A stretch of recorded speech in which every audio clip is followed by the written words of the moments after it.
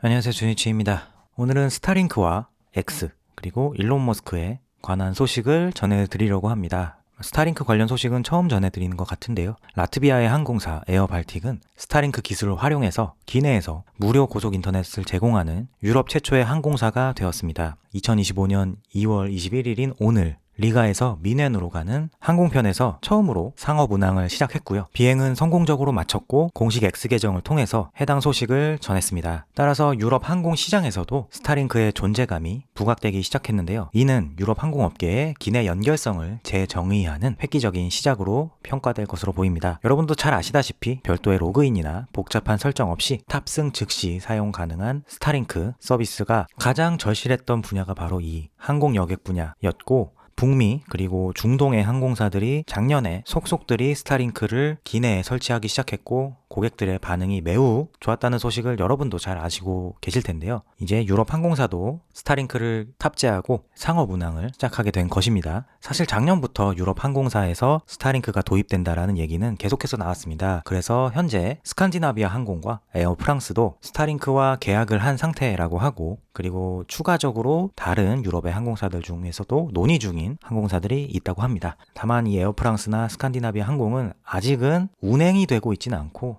25년도 안에 탑재를 해서 운행을 시작할 계획이라고 발표만 한 상태고요. 실제 운행이 된 것은 이 에어 발틱 항공사가 처음이라고 합니다. 그래서 사실은 미디어에서 일론 머스크에 대한 유럽 사람들의 어떤 분노, 거부감이 굉장히 많이 올라와 있다라고 하는데요. 언론에서 말하는 만큼 정도는 아니겠지만 어느 정도 저도 그것이 사실인 것 같아 보이긴 합니다. 그래서 테슬라 차량 판매에 어느 정도 영향도 미쳤을 거라고 생각을 하는데요. 테슬라 차량이라고 하는 것은 어쨌든 단순 차로만 보면 다른 차량으로 대체가 가능합니다. 그러나 물론 그것도 FSD가 풀리고 더 저렴한 저가형 모델들이 배포되기 시작하면 대체 불가능한 브랜드가 될 것으로 보이지만 현재까지는 어느 정도 대체가 가능합니다. 다만 이 기내에서 바로 편리하게 연결해서 와이파이를 사용할 수 있는 이 서비스는 스타링크가 유일하기 때문에 항공사 입장에서는 스타링크를 대체할 만한 서비스가 없지 않나 라고 생각합니다. 따라서 유럽 항공사들의 확대도 계속해서 이어질 것으로 보입니다. 그리고 무엇보다 궁금한 것은 우리나라 항공사는 대체 언제 스타링크 소식을 전해줄지 궁금합니다. 다음 소식입니다. X에 관한 소식입니다. X에 관한 소식도 처음 전해드리는 것 같은데요. X가 현재 투자 논의를 진행 중인데 회사 가치의 평가액이 여러 사람들을 놀래키게 하고 있습니다. 블룸버그에 따르면 X는 현재 440억 달러의 평가액으로 투자자들로부터 자금을 조달하는 협상을 진행 중이라고 합니다. 이는 일론 머스크의 인수 후 첫 투자 라운드가 될 전망이라고 하는데요. 440억 달러라는 평가액이 왜 놀라냐면 일론 머스크가 인수했던 당시 가격의 가치를 회복한 것이라서 그렇습니다. 즉 일론 머스크의 트위터 인수 후 X로 탈바꿈하는 과정에서 생겨난 대규모 인력 감축과 외부 광고 중단 등으로 인해서 회사의 가치가 큰 하락이 있었다라는 것을 우리 모두가 다 알고 있는 사실인데요. 불과 얼마 시간이 지나지 않았음에도 그 440억 달러의 가치를 회복한 것이라서 그 놀라운 회복세에 모두들 놀라는 것입니다. 즉 일론 머스크가 빠른 시간 안에 회사의 가치를 본전까지 끌어올렸다라는 것입니다. 물론 이것은 협상이 성사되었을 때 이야기이긴 하지만 말입니다.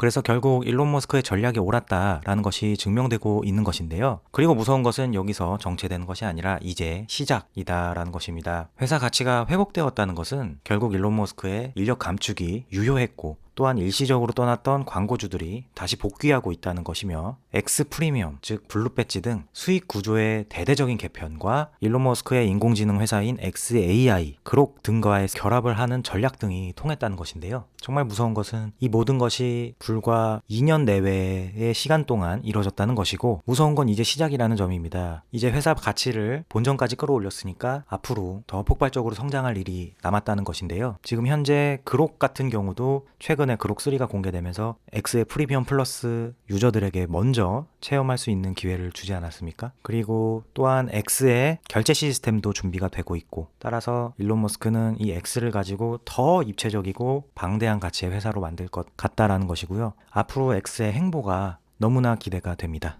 그리고 다음은 일론 머스크에 관한 소식입니다. 일론 머스크는 보수 정치 행동 회의 CPAC의 연사로 참석을 하였는데요. CPAC는 미국에서 매년 열리는 보수주의 정치 행사로 보수 정치인, 활동가, 지지자들이 모여서 정책을 논의하고 네트워킹하는 자리라고 합니다. 그곳에 연사로 참여하여 진행자와 함께 대담을 나눴는데요. 그는 대담을 시작하기 전에 엄청난 퍼포먼스를 보였습니다. 바로 아르헨티나의 대통령 하비에르 밀레이로부터 그의 상징인 전기톱을 건네받고 치켜 올리는 퍼포먼스를 한 것인데요. 이 모습은 엄청난 화제가 됐고 일론 머스크 본인도 스스로 X에 관련 사진을 업로드하였습니다. 하비에르 밀레이는 정부 지출을 줄여서 만년 적자였던 아르헨티나의 재정 상태를 매우 빠르게 회복시키고 있는 대통령인데요. 현재 일론 머스크가 맡고 있는 정부 효율성 부서의 철학과 정확하게 일치하는 인물입니다. 따라서 일론 머스크가 그의 상징인 전기톱을 들어 올리면서 매우 상징적인 장면을 연출하게 된 것입니다. 그리고 추가적으로 일론 머스크의 패션이 화제였는데요. 지금 사진엔 나오지 않지만 굉장히 두꺼운 금목걸이와 선글라스 그리고 검은색 마가 캡 모자를 쓰고 진행자와 대담을 하였습니다.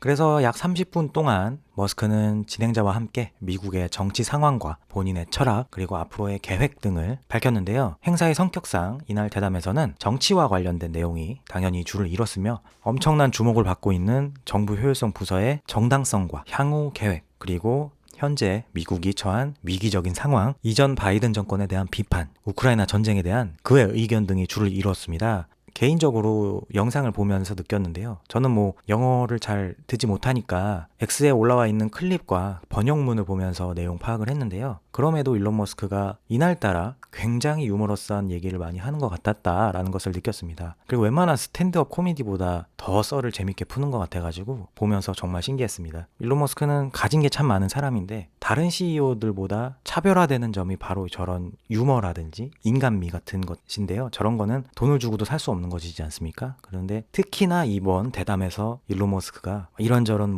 엘살바도르 대통령이라든지 아니면 금에 관해서 이렇게 얘기를 하는 것을 보면은 정말 청중들을 쥐락펴락 하거든요. 그런 거 보면서 참 저런 부분도 타고났구나 하는 것을 느낄 수 있었습니다. 한번 영상을 찾아보시면 제가 무슨 얘기를 하는지 아실 거라고 생각합니다. 그러면 오늘 영상은 여기까지 하고요. 저는 다음 영상에서 찾아뵙도록 하겠습니다. 시청해주셔서 감사합니다.